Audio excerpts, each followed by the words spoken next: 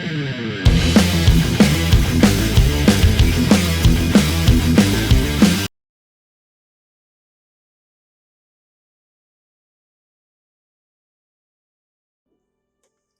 everyone, welcome to the channel. Enewtabie here, and today you're going to take a look at the TIE Reaper. So this is the vehicle from Rogue One where the Death Troopers jump out on Scarif on the beach. I don't think you ever see it actually again in Star Wars. I don't remember seeing it anywhere.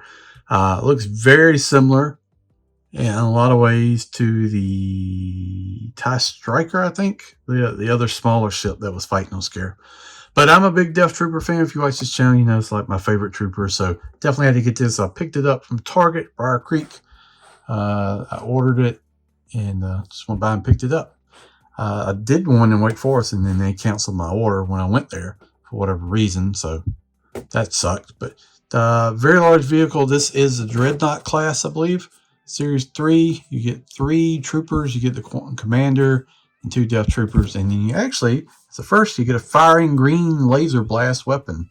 And here these things shoot pretty good. So got the Rogue One marker right there. We'll do some size measurements too. I've got some artwork here on the side. X-Wing. I'm going to call it a TIE Striker. I think that's what it's called. I can't remember off the top of my head. We got the blueprint showing the cockpit. The wings adjust. And I hear these wings are much better than the ones on that one. You got the landing ramp, and then you got the blasters and Dreadnought class right here. So that's it. So yeah, next the ARC 170 is supposed to come out sometime in August, but I was hoping both of them will come out. I'm surprised how big this is. I mean, this box is, you know, talking about 12 inches right there in the box. So we'll measure it out once we get it out. But that's it for the packaging. Let's open up, take a look at the vehicle and the figures. All right, got your 3 troopers, commander, because he's I can't really tell the difference. Not that I can see anyway. Well, one of them's supposed to have pauldron, so I think it's this one, even though they've got him in there, I think, kind of backwards. But yeah, that's what it is. So let's pull them out. I mean, they're 1-inch figures, so you know you should expect a lot, but you get a lot. So this, you know, if you haven't checked out this line's really been good. Here's the commander. He's got the pauldron here. They just have him in the wrong spot inside the thing. You can also see. It's not much to see on Death Troopers. They're pretty much all black, but there's a little bit of silver there for the belts. They also do have pouches on the vest for their blasters. So you can see that. And then you get 2 of these guys here. The standard Death Troopers. Hope you can see that. Very nice. A little bit of, you know, you can make out the details, but, you know, Death Troopers are all black. Except for the... Got a little bit of silver showing there. And that's it. So yeah, that's the 3 figures you get. Would have been nice maybe to get a couple more, since you are doing like a troop carrier type vehicle. And the vehicle's very cool. So let's bring it in. Here you go. So I put the laser blast thing. I think it looks pretty good with them in there just like that. So let me show you this. This is wild right here. This is crazy. So you ready? God, it's probably going to ricochet back off. Hopefully it don't hit me. Jesus. I mean, this thing has got some power behind these things. I'm surprised. Usually, you know, they don't really do that much anymore. But here's the front of the ship. Let me try not to point it. You got translucent front windshield. You've got the lowering ramp right there. There's something in there. What is that? Piece of plastic or something. I don't know what that is. Piece of something. You got your ramp right there. And then you've got, let's see, you have landing gear. Yeah, you've got landing gear. You got these silver pieces. Here's what you press to make the launchers fly. So And I think you got to kind of squeeze those back together. There you go. And then you've got, God, I'm trying not to get these things to like shoot out. Let's see. These hinge out to the side, I think. Yep. So you got that and that. And see, mine's got a little bit of, doesn't want to pop all the way out. And then I think there's a front one, right? Or maybe there's not. Maybe it just does like the, I wonder, does it, it probably does like the shuttle does. Let's see. Yeah. I'm not really a fan of that. I don't like using the landing ramp as a like a landing gear, to be honest with you. I get it. But you can see all the details inside there. There's a wash on the vehicle like that. To close this, you just squeeze together that, like the hinge pieces, and close it up. Back of the thrusters are blue. That looks nice. A lot of detail right there. The wings, I think, are on ratchets. Yep.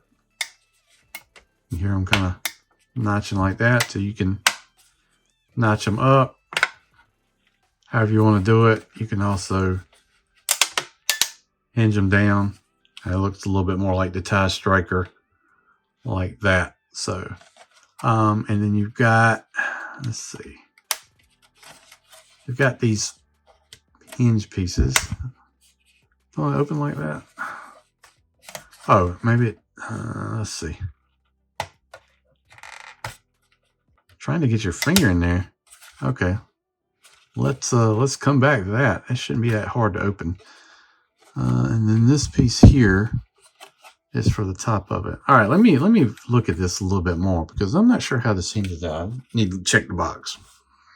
All right, this works a little different than what I was thinking, so I'm glad I checked the box. This back piece just pops off. Kind of shows, almost looks like weapon storage right there. You got one of these grabbers, like you can hold a figure, and I guess this is like the engine. This piece isn't like on a hinge, like I was thinking it was. It just actually comes out, and you can just tab it back in into the slot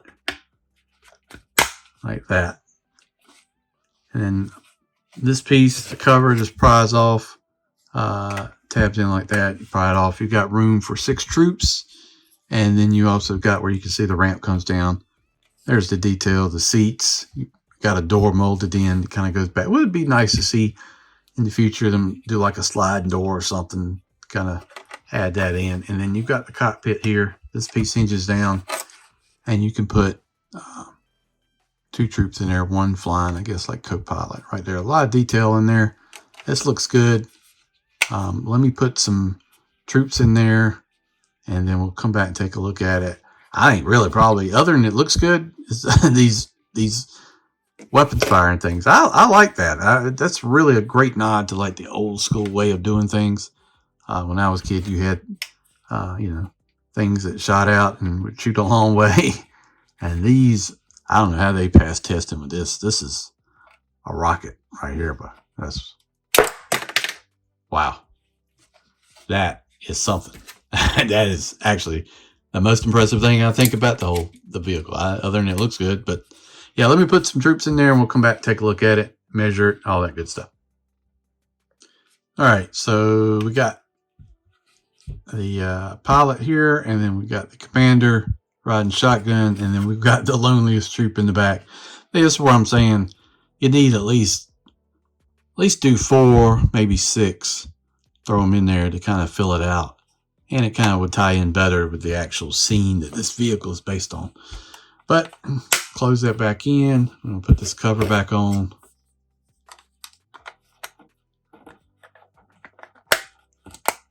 Like that. And then there you go. And you can kind of just hinge this however way you want. I kind of like it up a little bit. You kind of just got to look at it. It doesn't have that kind of, hear that ratchet? Doesn't have that kind of drop wing thing that you had before. So you can do that. Just kind of wish it had like a front landing gear here that would pop out. It seemed like maybe they were going to have one here. That would have been nice to have a piece to stand down so you don't have to have this laying down like that. Overall, I'm pleased. Some minor nitpicks, but I think it looks good. I like the Imperial designs, and I think they look pretty good in general. So there it is. Let's do a quick measurement test here and see what we got. So basically from front to end, you're talking about 11 inches there till, I mean, you can adjust the wings, but let's just go at this point. It's about 2 3/4 tall, and then from here, from wing to wing, you're talking about 7.5 inches wide. So pretty good size ship.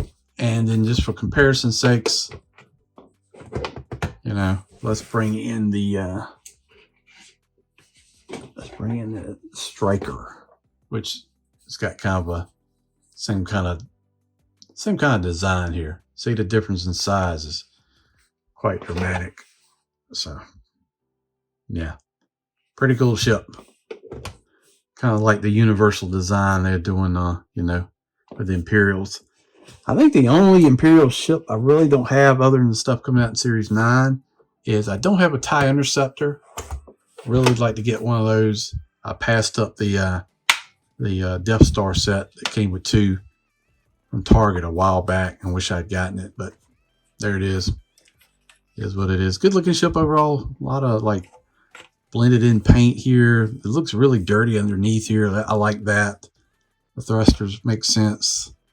Yeah, it's a good looking ship. Like I said, these things are crazy. I don't know. I'm surprised they got this passed, but I hope they do that more and more vehicles. I think it's pretty cool. Overall, nice ship, nice design. Minor nitpicks. Don't like the lack of a front landing gear and relying on this ramp. That's one thing I really didn't like about the Imperial shuttle, you know, the Lambda or whatever. I didn't like that same kind of thing. And that one wouldn't even stay down as good as this one. So, you know, there you go. Thanks for watching the video. I do appreciate it. Please think about subscribing to the channel, like, share, all that good stuff. And stay tuned for more. We'll see you down the road. Thanks for watching.